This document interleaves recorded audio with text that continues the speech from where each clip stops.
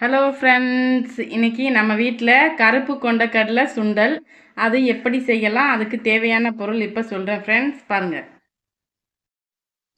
இது கருப்பு கொண்டக்கடலை ஃப்ரெண்ட்ஸ். ஒரு காலையில் 6 மணிக்கு ஊற வச்சது, ஈவினிங் 4 o'clock இப்போ வேக வச்சு தண்ணியோடு எடுத்து வச்சுருக்கேன். ஒரு 5 விசில். அப்புறம் தேவையான அளவு உப்பு, எண்ணெய், சீரகம், கடுகு, கொஞ்சம் வத்தல், கருவேப்பிலை, பெரிய வெங்காயம் பொடிசு அரிஞ்சது, தேங்காய் துருவல் கொஞ்சம். இப்போ கடாயை அடுப்பில் வச்சுக்கலாம் ஃப்ரெண்ட்ஸ். இப்போ கடாய் காஞ்சதும் தேவையான அளவு எண்ணெய் ஊற்றிக்கோங்க. எண்ணெய் காஞ்சதும் கடுகு கொஞ்சமாக போட்டுக்கோங்க.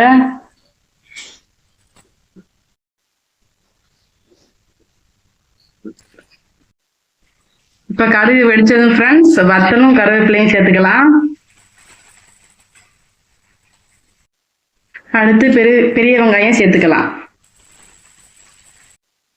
நல்லா கிண்டிக்கலாம் ஃப்ரெண்ட்ஸ். தேவையான அளவு உப்பு போட்டுக்கலாம் ஃப்ரெண்ட்ஸ்.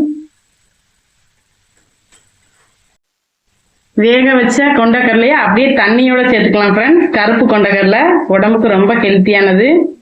இப்போ சேர்த்துக்கலாம் ஃப்ரெண்ட்ஸ். இப்போ அந்த தண்ணி வத்த வரைக்கும் மூடி போட்டு மூடிடலாம். இப்போ தண்ணியெல்லாம் வத்திடுச்சு ஃப்ரெண்ட்ஸ். இப்போ மூடியை ஓப்பன் பண்ணலாம்.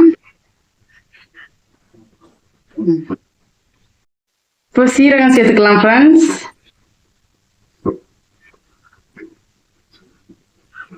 அப்புறம் கொஞ்சம் தேங்காய் பூ,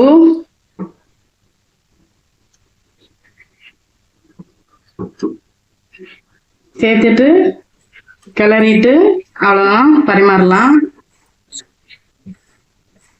நம்ம கருப்பு கொண்டக்கடலை சுண்டல் தயாராகிடுச்சு ஃப்ரெண்ட்ஸ். நீங்களும் ட்ரை பண்ணி பாருங்க. ட்ரை பண்ணிட்டு எப்படி இருந்ததுன்னு கமெண்ட்ஸ்ல அனுப்புங்க.